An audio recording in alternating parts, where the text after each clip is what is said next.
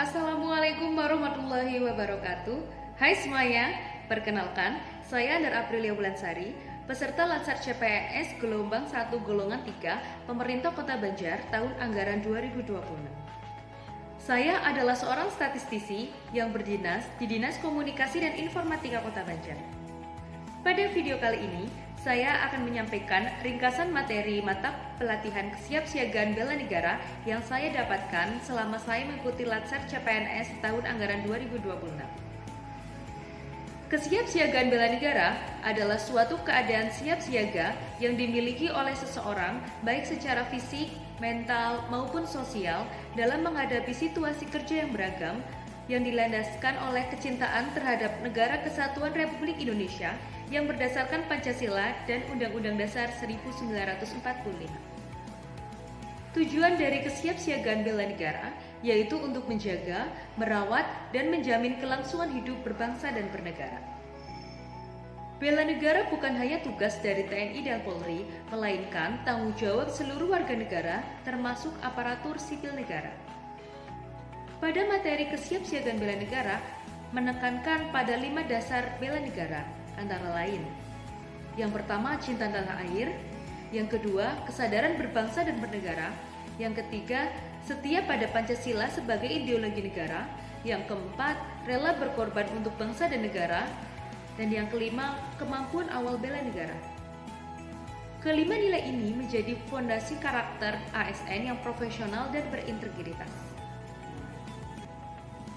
5 nilai dasar bela negara merupakan pedoman yang penting dalam membentuk karakter aparatur sipil negara yang profesional, berintegritas, dan berorientasi pada kepentingan bangsa dan negara. Nilai yang pertama yaitu cinta tanah air. Cinta tanah air tidak hanya diwujudkan melalui simbol dan seremonial, tetapi melalui sikap bangga sebagai bangsa Indonesia serta komitmen menjaga persatuan dan kesatuan. Nilai yang kedua adalah kesadaran berbangsa dan bernegara. Nilai ini mencerminkan pemahaman akan hak dan kewajiban sebagai warga negara yang hidup dalam keberagaman. Nilai yang ketiga yaitu setia kepada Pancasila sebagai ideologi negara. Pancasila menjadi landasan dalam berpikir, bersikap, dan bertindak dalam kehidupan berbangsa dan bernegara. Nilai yang keempat yaitu rela berkorban untuk bangsa dan negara. Rela berkorban dimaknai sebagai kesediaan memberikan waktu, tenaga, dan pikiran demi kepentingan bersama. Nilai yang kelima yaitu kemampuan awal bela negara.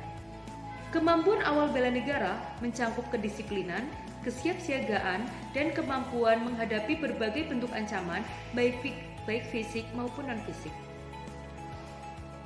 Melalui penerapan kelima nilai dasar bela negara ini, ASN diharapkan mampu menjadi aparatur yang tidak hanya profesional dalam bekerja, tetapi juga memiliki jiwa nasionalisme dan semangat pengabdian demi terwujudnya Indonesia yang kuat, berdaulat, dan berdaya saing.